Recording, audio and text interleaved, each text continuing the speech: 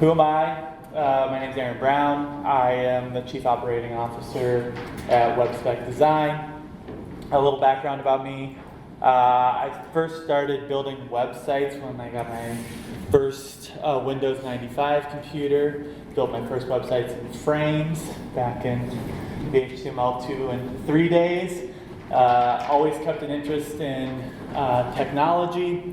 Went to Iowa State, studied entrepreneurial management and marketing, and my first job was building billing software for UPS, just about the most boring thing you can imagine building in the entire world. And after working there for a few years, I saw a job posting to be a project manager at a web development company here in Des Moines called WebSpec Design. And for most of the last 8 years, I have worked at WebSpec. When I started, we had 7 employees, and today we have almost 70 employees. WebSpec was founded by Jeremiah Tierhardt. If you were in the last session, Bethany showed a picture of him. He started the business when he was 15. He incorporated when he was 17. His first employee was an 8th grader doing content and HTML coding for him. He went to college, opened up the office in Des Moines in 2006, and has been growing ever since. Today, we have 4 business units. We have 2,500 active customers, from tiny little businesses up to we're the master vendor for the state of Iowa, and everything in between. We are pretty much exclusively a PHP open source shop. We do build a few mobile apps and have a couple other random things as well. And that means we primarily build in Drupal, WordPress, Magento, and Laravel. When you look down at the breakdown, we have somewhere between 800 and 1,000 WordPress sites, a couple hundred Drupal instances, and then on down from there for other things as well. We currently build about 100 plus projects a year for clients, and like I said, they can range from anything from a small website to a full custom application. Just depends on client needs. We are broken into teams. So we have a team that specifically focuses on WordPress, a team that focuses specifically on Drupal, a team that focuses on applications. We have a team in Chicago, and we have a marketing team as well. All right, so I titled this "The Case for Drupal," and I want to go over a variety of reasons why and how to pitch Drupal. And I understand that there's a variety of audiences, and one of the things I wanted to just kind of get a poll of was, so in general, people who come to a conference like this, they kind of fall into one of 2 areas. So you either work for an agency, or you work for a company that builds Drupal for other people, or you work for an organization and you work in-house for them. So I'm curious, like, who in here works for a company that builds stuff for other people, or you are a freelancer or independent contractor? Cool. And then the rest of you obviously work in-house. And then, which is about half and half. How many people in here work for your primary clients, whether or not you work for somebody or you build something for other people, work primarily with government, education, or enterprise, large businesses? How many people? Almost everybody. So that's where Drupal has gone. So I want to talk a little bit about kind of that road, that history, and where we're at today, and the advantages and the disadvantages of Drupal, and then how do we actually talk about Drupal when we're pitching that as a product. So I think it's really important to defend and speak to the platform that you build in and support. And there are a variety of reasons why that is. So if we can't speak to why somebody should use Drupal, then why would they agree to build something in Drupal, right? That's the most basic thing. We need to know the platform that we build and support in. And if we're able to speak to the advantages of Drupal, then we can bring more people into the community. You got the lucky up front.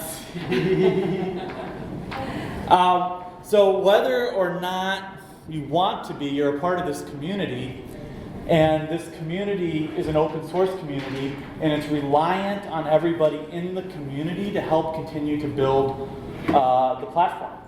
If we don't advocate for it, if we don't talk about it, if we don't attend events like this, if we don't build the interest in the platform, it won't continue to exist.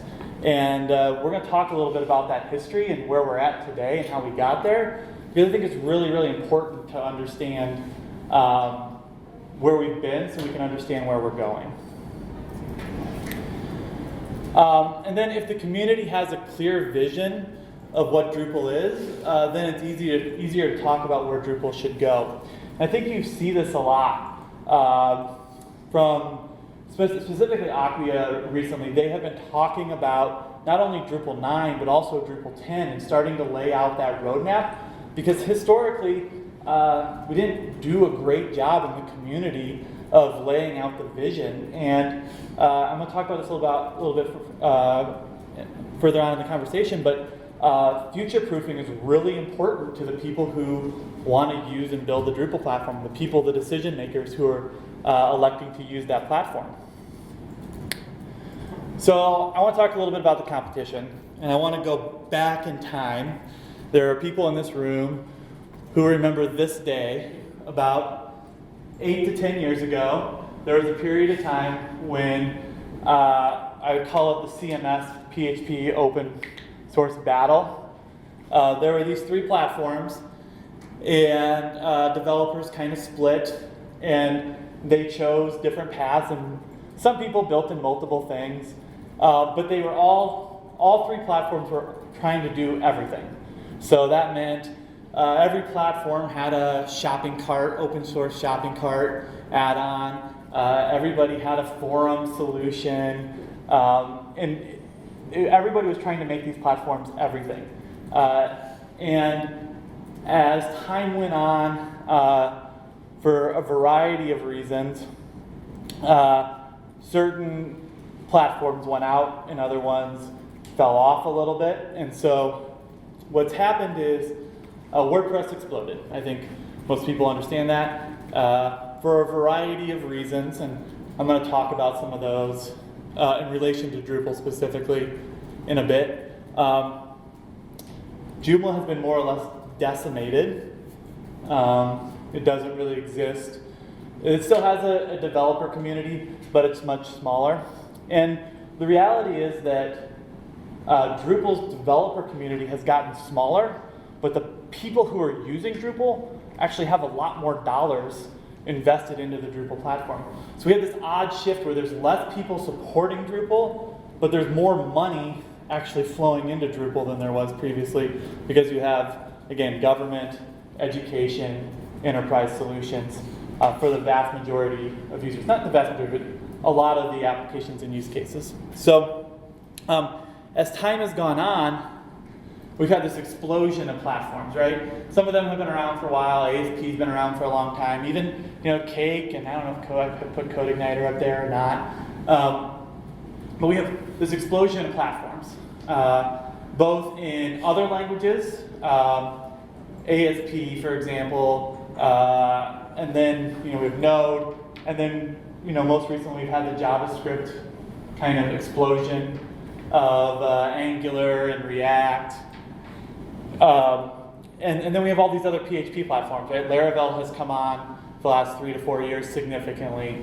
And it makes it really, really confusing if you run a business, if you're trying to understand why you should use one platform or another. If you go out and read stuff, you go out and read articles, you're trying to educate yourself, whether you're a business owner or you're running a large corporation, about what this platform is. There's so many choices, it's so overwhelming. And then when you go a step further, we talk about all the tools we're using to build our sites, right? This is just a handful of things that we may or may not use depending on our organization or how we go about things to actually build something in Drupal. And to the person outside, to the person who isn't technical, it's just really, really, really overwhelming. And they, when they try and go educate themselves, they are left confused often. And so, as an advocate for the Drupal platform, the community, we need to be able to explain to people why Drupal is the choice they should be using. And if we can do that, then it makes it easier for us to continue to grow the platform and grow the community, because people just want answers explained to them in a way that they understand. You know, that's all they're trying to get to. So when we talk about the advantages of the Drupal platform, I think of a handful of things that set Drupal apart from the other CMS platforms, the other choices that are out there. So the first thing is the built-in roles and permissions system.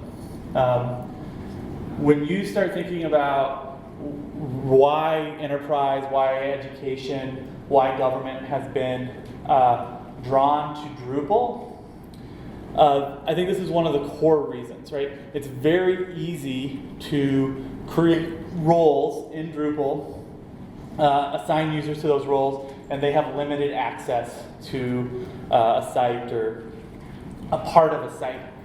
And when we talk about one of the things that Drupal does better than the other platforms,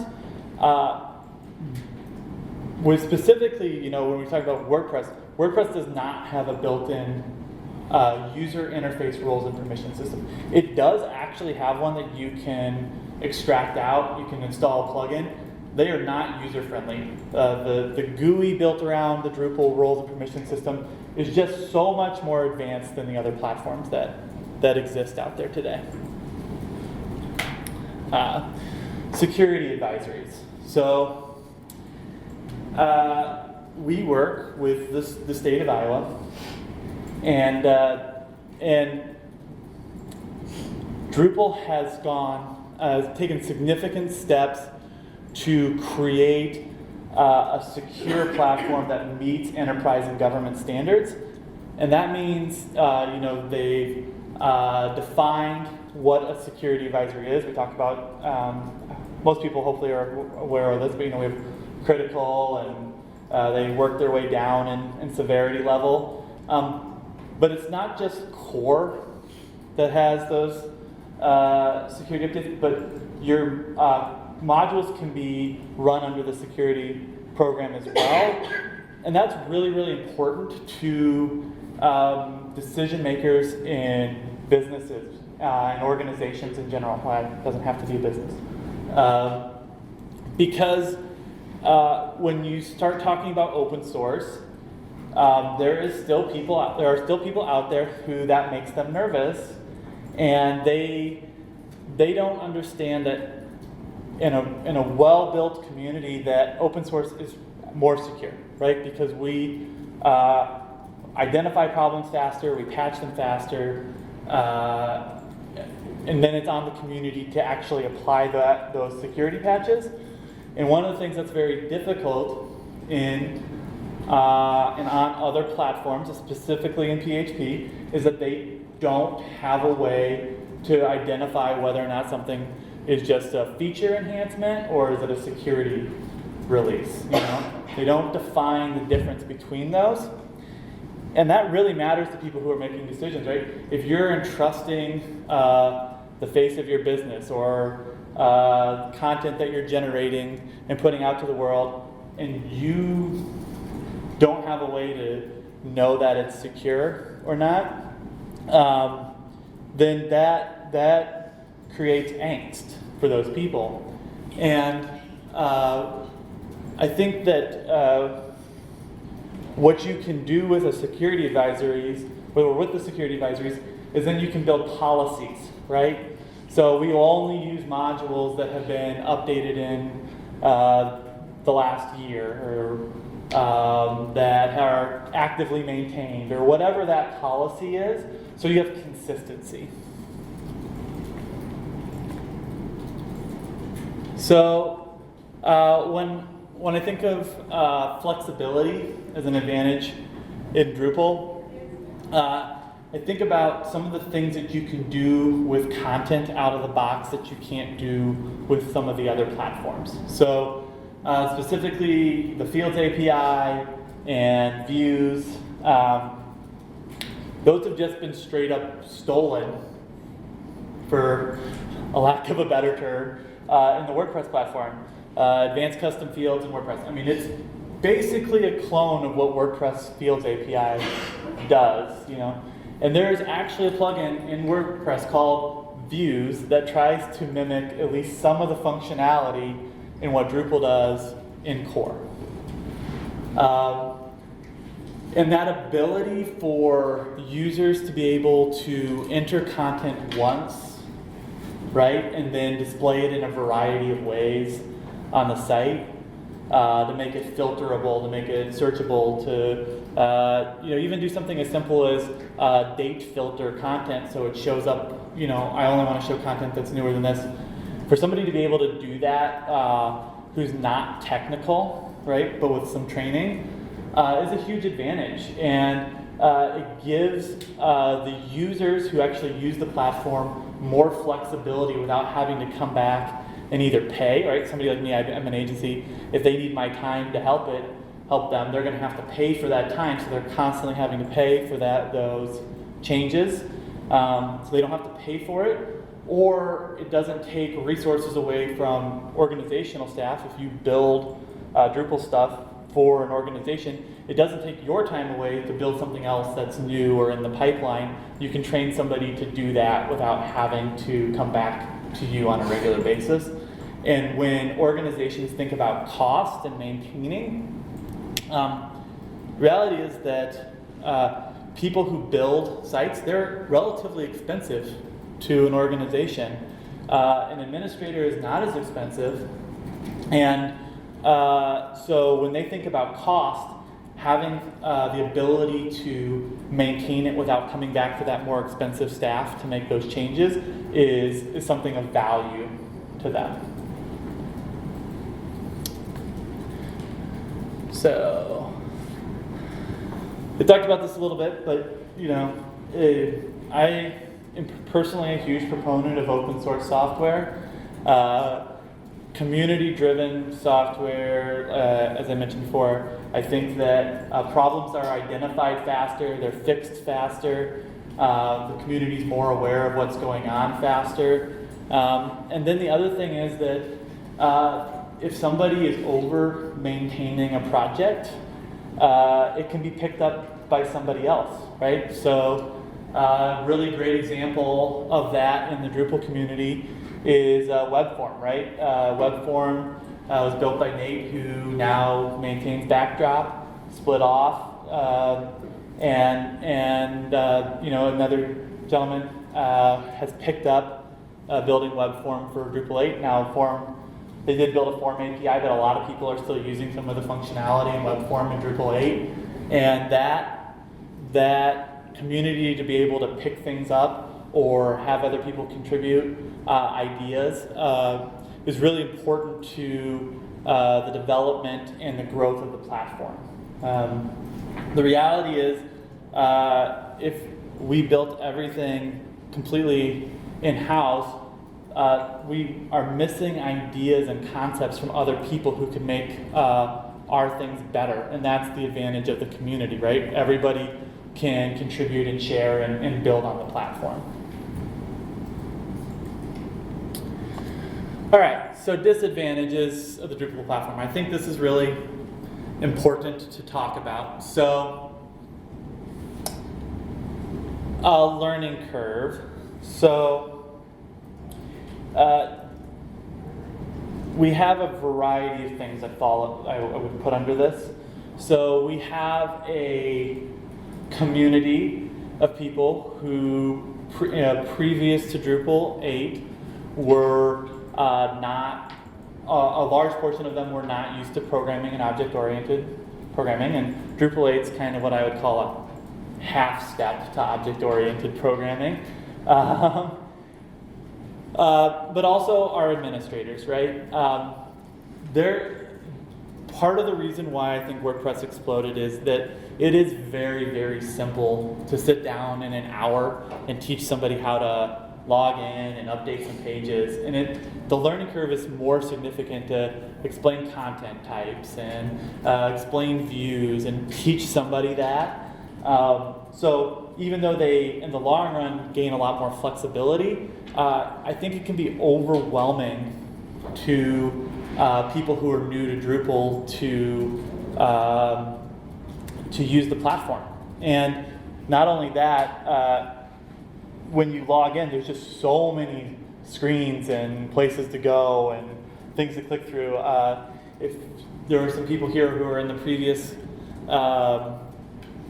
conversation about SEO, and in order to add the meta tag module to a content type, and it takes 4 steps to do it, and that's just like an overwhelming thing to a lot of people, but it's repetitive. So once they learn how to do that for one thing, then they can learn how to do that for anything else that they're working on. So it does have a learning curve, but they will be a lot more capable once they have learned what they need to learn in order to do the work. So I don't think we can talk about, in this setting, not to people outside of this setting, because I don't think they really care, but I don't think we can talk about one of the disadvantages of Drupal if we don't talk about our Drupal 7 to Drupal 8 transition. So, and I know there are people who've been involved in this room with Drupal for a long time and people who are newer to it. So to give you a little bit of a background, I looked this up yesterday. So the alpha release for Drupal 8 came out, the first one, in June of 2013. And the actual 8.00 build was November of 2015. So it took over 2 years to go from an alpha release to a full build. And in that process, the community was significantly fractured. That happened for a variety of reasons. The move, trying to move to more modern code-based, object-oriented, the Symfony components, trying to move the platform forward, and as well as there was a portion of the community who wanted to really keep the core of Drupal 7 and adapt off of it, and that's fine. Like, we ended up where we did, but now what we're seeing is that the adoption of Drupal 8 has tailed behind, and a big part of that is because it's not actually that easy to move from Drupal 7 to Drupal 8. There are some, in the last couple of years, there's been some good tools that have come out to try and port content over, but we still, most sites weren't written with Twig in the front end, and there are things that are coming out that are making it easier, and I think it's a really exciting time for the community. Things like Layout Builder, I think there's a presentation maybe tonight on that, is a really big advancement for the community, and I think could bring a lot of people back into the Drupal community. But that was a really painful period. Like, the community is smaller because of that transition. And so when I talk about the community, I don't mean the community as it is, but what I mean by that is what has happened to the people who support the community. So this is a contentious issue in the Drupal community, but I was going to use this example. So for 2014, 2015 Drupal core, Nate came, he's the founder, he built Webform, which is kind of 5.5 million downloads. It's probably, I think, the single most downloaded module, or one of the 2 or 3 most downloaded modules. And he was porting Backdrop, and I was talking to him, and he was telling me at the time, I think it was like, I don't know, 3 million, 4 million downloads. And he said, I've never earned $1 off of writing web form. And I think we have gotten to a spot, and I think the community's thoughts are beginning to shift on this, that one of the reasons why I think the WordPress platform took off was people were able to monetize in a way that they could make some money off of the things that they contributed to the community. And so I think that's something as we go forward, and I hope that everybody here continues to go to events like this. Go to DrupalCon in the spring in Minneapolis. It's really close, We need to be mindful that when people contribute significant things to the community, we need to be able to reward them so they continue to want to build on the platform and they don't go to other platforms. So, that said, I think the opportunity, again, for people to come into this community and be advocates of this community is really large, because the types of clients and the types of people who are working on the platform, again, it's government, it's education, it's enterprise. There is money there for people to be successful, to make a good living working on the Drupal platform. And so when you talk about it, I think that there's really significant opportunities for people who want to build and work in this platform. Okay, so talking about now, what do we want to talk about when we pitch Drupal? And I framed this in the sense of talking to somebody about building a site or an application with Drupal. So what do organizations want to know when they pick a platform? So they really want to know about it being future-proof. Can this scale with my business as it changes? Can it adapt to the things that we want to do in the future that we don't know yet that we want to do in the future? Those are the kind of things that when I talk to potential customers and organizations, those are the things that they care about. They care about whether or not the platform is secure. They want to know more than anything else that they're not going to get a phone call at 3 in the morning saying that their site was hacked by somebody overseas and there's something going on their site. They want to know that the platform is secure, and so being able to speak to that is really important. And then most importantly, they want it to be pain-free. When you think about people who are the owners of either an organization or they're in charge, they just want it to work. They want the information to be there. They want it to communicate what it's supposed to. They don't want to have a huge amount of back and forth, and so that can be frustrating to the people building things, right? Because we want clear scopes and we want paths, and we talk about these things, but that's not necessarily their priorities, and it's easy for us to put our priorities onto other people, and that can turn them off. So when we're thinking about it, we need to think about what they want, and then don't talk about technical specifics of Drupal if your audience isn't technical. I see this a lot. So, if you're getting into a conversation with somebody about what Drupal can do for them, if you start diving into module names or content types or views or fields or all that stuff, they don't care. At the end of the day, what they care about is, are you going to solve their problem, right? So it's kind of like putting a bow on this. I thought about, how would I approach somebody in a potential sale? So how do we go about that at our organization? So this is kind of the order. So the first thing we talk about, I never lead with platform decisions, right? I ask them what are their goals, right? So what are your short-term goals? What are your long-term goals?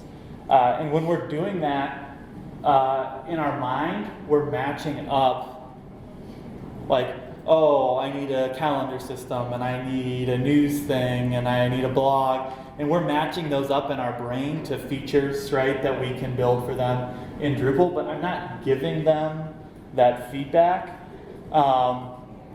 I'm just matching that up with things that we've either done previously for clients or that we know we can build. And then I ask them what their pain points are currently. We're at a stage now where,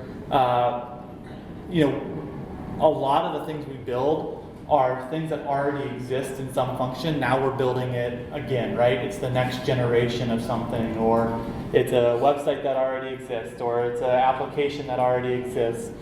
And so understanding what their pain points are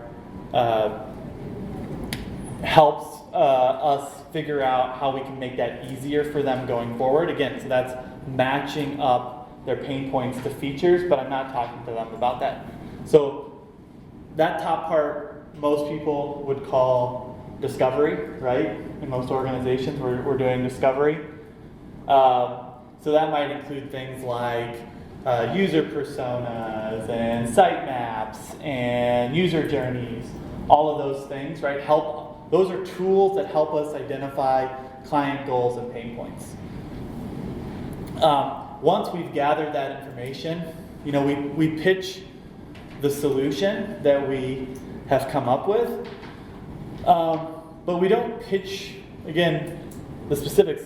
We're trying to make people feel sure that we're going to take care of them, because they don't necessarily care about the specifics. So when I think about pitching a Drupal project to somebody, I speak to their goals and pain points.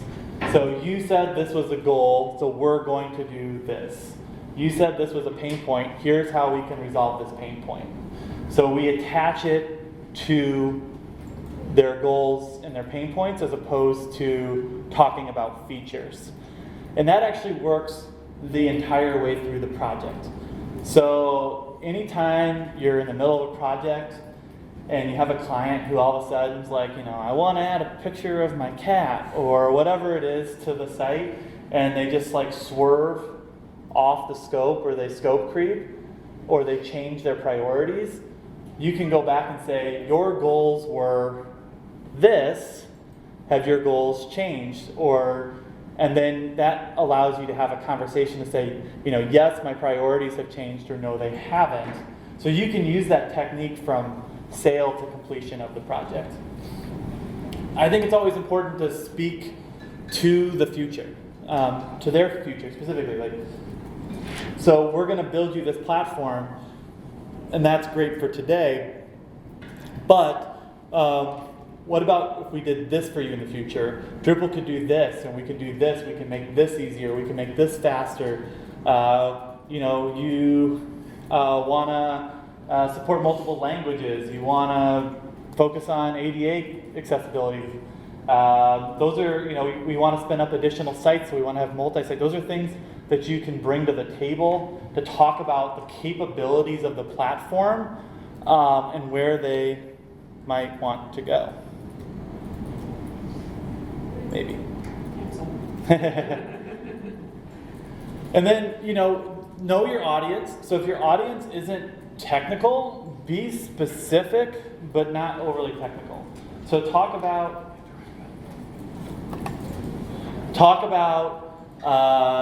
the features and what the platform can do, but again, don't dive into those specificities. And then knowledge and confidence matter. Coming to things like this, knowing what's going on in the community. Where's the community going? What are we building next? What are the timelines? When's Drupal 9 rolling out? When's Drupal 10 rolling out? Is Drupal 7 to Drupal 8 going to be like going from Drupal 8 to Drupal 9? Is that going to be the same thing? It's not. Just anybody. But knowing those things, knowing what's going on in the community, makes people feel like you are going to take ownership. And really, that's what most people want. They want to be able to turn something over to somebody and know that they have ownership of it and that it's going to be completed. And then I always follow up with what questions somebody has. So I've explained this to you. I've talked about your goals, but what is it? What do you still have questions? And I want them to be specific so that they can leave feeling confident in the solution that we've pitched, and that we're going to take care of their problems. So that's all I have. What questions, or does anyone have any questions? Or does anyone want to talk about what they think are advantages or disadvantages of Drupal right now? I'm curious what other people think as well. Yes? Drupal 7 is coming to end of life. Yeah. And that's going to be a difficult conversation to have with some clients to explain to them why they need to spend a bunch of money. Yes. Have you guys started talking about strategies to have those conversations? Not only are we talking about those strategies, but we're in full dive deep mode of moving from 7 to 8 with specifically the state. And what we have done is we lay out like specifically what the complexities are, right? So one of the challenges is we are all used to having a cell phone or a computer, and we just click update and it works. And so you have this community who thinks, okay, right, it's moving from, right, I'm upgrading to the latest version of iOS or the latest version of Android or whatever, and they don't understand that that's not what it is. So a lot of times we will use analogies. So one of the things I say is it's like if we took your site and it was an Android device and now we're making an iOS device, or you were working on Windows and now you're going to be working on Mac. So they can have a visual analogy of what that is. It's not the same, right? It's something different. And then, we talk about options. So, here's the things that we have to do. Here's some of the ways that we can shortcut it. Here's choices that you have to minimize cost. And we try and give them options or do it in phases. So like, hey, a lot of times maybe your content is, or your site is this big, but maybe 70% of it, if it's a smaller business, is what you really use. So can we do that first and then come back in 3 or 6 months and do the next phase? Megan is our state project program manager. I don't know if you have any other thoughts about that specifically. Yeah, I think it's definitely a hard conversation, but one of the things I think that does work to advantage is that it is giving everyone an opportunity to sort of remedy a lot of the things that went wrong maybe in prior implementation. So when they did implement Drupal 7, accessibility concerns weren't really taken into account. The sites aren't mobilely responsive.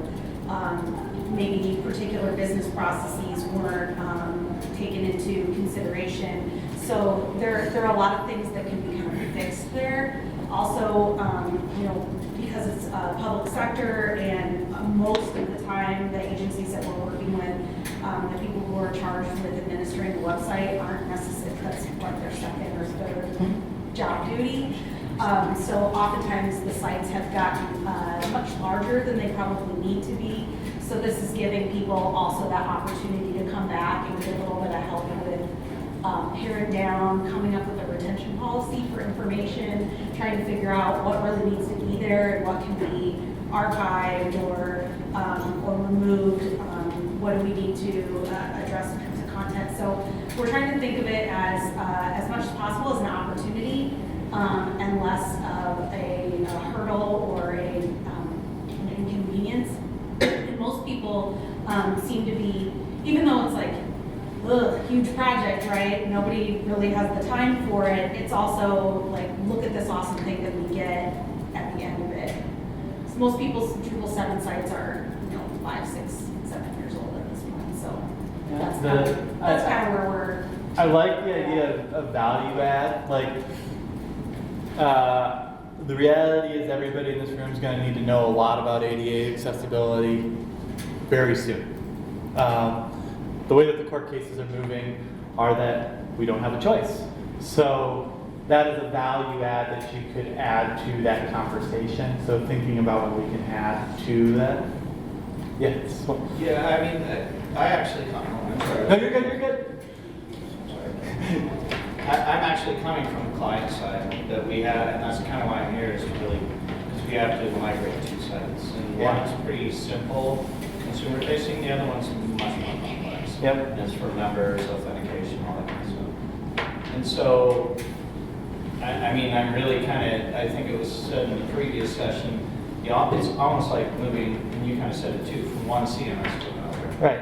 And so I know I'm going to have to go back and say, it's like moving from one CMS to Yeah. another. And they're going to go, well, why don't we just move from one CMS to another? And so I need to be able to say, what are they going to get out of Drupal 8 that they don't have in Drupal 7? Yeah. In a way that they'll understand, marketers will understand. Yeah, and I mean, so the big thing is that we're not going to have to do this again, you know. So it's not like we're getting back into a fashion of incremental builds. But I think why I wouldn't move is because the core features, and I don't know what of those you're using, but you know, the views and the roles and the permissions, like those they don't exist in other platforms. And so those things at their core, they've been improved, but they aren't that much different. So you're still pretty reliant probably organizationally on those things. And so I think that you need to talk specifically about, you know, this is an investment hurdle to set us up for not the next 2 or 3 years, but we're talking, you know, the next 5 to 7 to 10 years. So it's not a 2-year cost or a 3-year cost, and we're going to come back to the table again. So, you know, thinking about it as a 7-year investment or a 10-year investment, that's a little bit different from somebody who's looking at the dollars and cents of it. And you have 2 sites, so maybe there might be some opportunities if you merge them together into multi-site, maybe not. You know, those are some of the kind of questions you got to figure out too. Maybe there could be some ways to do it in a way that was cost effective. I don't know, probably another unpopular opinion in this venue, and coming from someone who doesn't love Drupal, but it seems like we're not talking about actual benefits of migrating to Drupal 8 specifically. Yeah. If you had a vendor for any other CMS that would say, you know, we can solve for all these problems with our platform as well, and there's no compelling reason I'm hearing articulated why Drupal 8 is going to actually be worth the investment for you. I mean, from a foundational standpoint, the Symfony components and what are coming along, the site's going to be exponentially more performant, you know. What does that do for my business? Well, I mean, it does do things, though. I mean, if you talk about, you know, if you can support PHP 7 versus 5 and you can get into Maria, you talk about 40% faster load times for the same size files, and you're talking about lower drop-offs on pages, but you are getting into minutia with people. I don't disagree, you're getting into minutia with people, but those do have a cost benefit, right? If you can load pages faster and you would have a lower bounce rate and you have more engagement, you know, that can be worth real money. Can be worth real money. I disagree, but I guess what I'm saying, that's not a Drupal 8. They're not the only one who can tell a story around it. Yeah. You know, I think that because we build in both, right? We build in WordPress and Drupal, and the reason when we pick Drupal, we pick it because people have complex businesses, right? They have challenges with staff members they want to silo access to. They want to have sites in multiple languages. They need to be able to display content in multiple ways, have it filterable, searchable, all of those things. The other platforms don't have that built in out of the box, and that's still true today, right? Those are add-on features to those platforms and not a part of core. So I still think that's a major differentiator of the Drupal platform. But yeah, I mean, I think we have seen the community and the sites especially on the bottom end, get cannibalized. And it's not just WordPress. WordPress is also, in small sites, if you live in the agency contractor world, are getting cannibalized from the bottom. Squarespace and Wix, like those are getting better, and you can make sites that look really nice. they're really, really code verbose if you ever actually look at the source code of them, but they look nice. You know, you can make them look nice. And so the bottom end of the market in general for people like me who live in the agency world is getting cannibalized up. And so I think, like, you know, we've focused a lot now on government and applications and enterprise solutions, and I think there will be a continued shift to that. So I think Drupal has its place in that enterprise, government, business, education world. But I do think, and you already see it, and I think you'll continue to see it, less and less people building small business websites on the Drupal platform. Yeah. Dan mentioned in the previous session that 72% of Drupal sites out there are still 7. Yeah. And the reality is, most of those sites probably shouldn't be Drupal 8. Again, there are a lot of, I mean, Drupal 7, you know, your local freelancer would build you a 10-page small business site in Drupal 7, and it was fine. Mm-hmm. And it's probably still fine today, in a lot of the cases that they're maintaining it.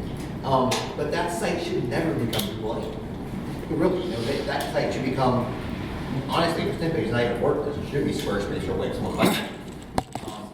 Yeah, the platform doesn't have to solve everyone's problems. You know, that slide where I talked about WordPress and Joomla and Drupal, like that was the old model, and I just don't think that is going to exist going forward. And if we try and build a platform that solves everybody's problems, we're going to have a platform that doesn't exist. You know, so we need to take the things that the platform does really, really, really well and continue to build on them and talk about them and share them and you know, champion them when we are talking to people when it makes sense. And I agree with that. I don't think that one platform solves all the problems.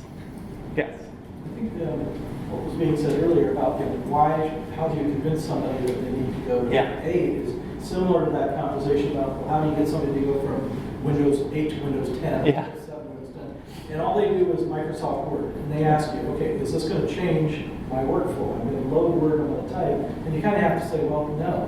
Yeah. But then when you tell them, well, this is a new thing, there's going to be better security updates, et cetera, there's more support for it, whatever. So all these sort of non-tangible benefits that they might not even see. That I've had so many people that will, you know, be posed with that question. They'll say, yeah, I want whatever is the current thing. I don't Yeah. want to be, you know, And that's security's a big deal, right? And the window is closing. Like, there's a countdown clock, and it's started. And you know, I think that they had to set their foot down at some point because I think it got dragged out too long. You know, and you know, Drupal 8 as a platform is. I think the official first release was in 11, so 8 years old. You know, do we have 8-year-old computers, 8-year-old cell phones? I mean, most people don't have 8-year-old technology items floating around in their everyday use, and so I think that's a way that you can talk to people about, you know, we're moving forward. The tech used to be that way. Like if you Yeah. mainframe computer, you'd have it for 10 years. Now it's just every year there's a new release of the new iPhone. It's Yeah. kind of following the fashion industry rather than what tech used to. So Dries, you know, has spoken a lot about the website is just kind of the cost of entry now. It's not the destination anymore. You're buying Mautic and open source and marketing automation and trying to build the digital experience platform where I think they're better articulating the story of a future that does more for you than just give you a website. I think that's also very much in line with what Acquia's business goals are. So there is some of that for sure, right? And I think I on a high level, I in general agree with that, right? Like a website is a starting platform. You know, the things that you can do with the platform are interesting, like using it as a headless app, for example, and using a JavaScript front end. Like, there's all these potential ways and solutions that Drupal can go. But I don't think most organizations, whether they're for-profit or not-for-profit, they shouldn't be viewing the website as the final product. We like to talk often about, like, especially with our business customers, launching the website is actually the beginning of project, right? That now we can build all these other things for you. Now we can help drive marketing to you. Like shifting that paradigm when people, right, they think they're coming to build a product, but really launching it is now that you can use it. It's a tool that you have. I think it's a really good way to sell anything on the web, and is really valuable. Anything else? No? Well, thank you for the excellent conversation, and everyone have a wonderful day.